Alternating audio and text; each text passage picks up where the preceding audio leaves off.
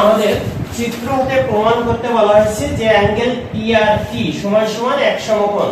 Angle PRT এক সমকোণ অর্থাৎ এটার মান 90 ডিগ্রি বা এক সমকোণ, সেটা আমাদের প্রমাণ করে দেখাতে হবে।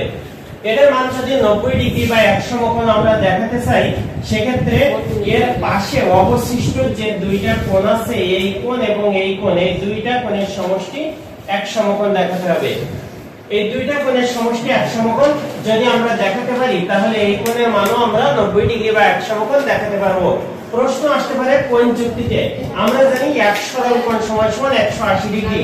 যেহেতু তিনটা কোণ একই সরল রেখায় অবস্থান করতেছে বা একই বিন্দুতে অবস্থান করতেছে, এই জন্য এখানে এক সরল কোণ বা 180 ডিগ্রি কোণ আছে। 180 ডিগ্রি কোণ থেকে যদি আমরা এই কোণ আর এই কোণের সমষ্টি এক সমকোণ মাইনাস করতে পারি, তাহলে আমরা এই কোণটাকে এক সমকোণ বলতে পারবো।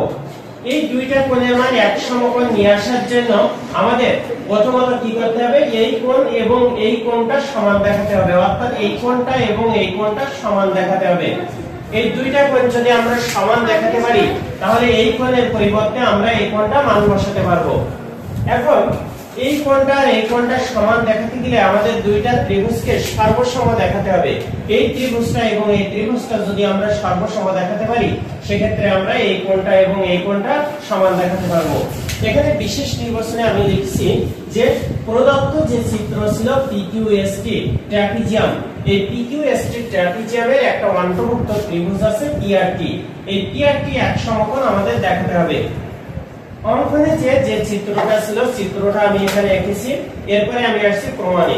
যেহেতু আমি আবার বলছি, প্রমাণ করতে গেলে প্রথমত আমাকে জানতে হবে যে এই কোণটার মান আমার এক সমকোণ বের করতে হবে।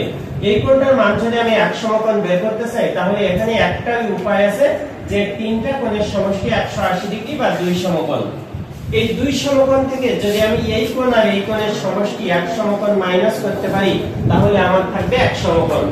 এই কোণ আর এই কোণের মান আমরা সমষ্টি মাইনাস করতে গেলে আমার প্রথমত ত্রিভুজের তিন কোণের সমষ্টি দুই সমকোণ বা 180 ডিগ্রি থেকে এই দুইটা কোণের মান নিয়ে আসতে হবে। অর্থাৎ এই ত্রিভুজের ক্ষেত্রে তিন কোণের সমষ্টি 180 ডিগ্রি বা দুই সমকোণ, সেখান থেকে এই কোণটার মান বিয়োগ করলে পাবো অবশিষ্ট দুই কোণের সমষ্টি এক সমকোণ। এখানে এই কোণটা থাকবে এবং এই কোণটার পরিবর্তে আমাদের এই কোণটা দেখাতে হবে। কারণ কি, এখানে এই একই শীর্ষবিন্দুতে তিনটা কোণ অবস্থান করছে। সেক্ষেত্রে এই কোণটা আমরা রেখে দিব এবং এই কোণটার পরিবর্তে এই কোণটা দেখাতে গেলে দুইটা ত্রিভুজ সর্বসম প্রমাণ করতে হবে, আর সেটাই হবে আমাদের প্রথম ধাপ। তার প্রথম ধাপে আমি ত্রিভুজ PQR এবং ত্রিভুজ RST দুইটা ত্রিভুজ নিয়েছি। আমার প্রথম কাজ হবে এই দুইটা ত্রিভুজ সর্বসম দেখানো। দুইটা ত্রিভুজ সর্বসম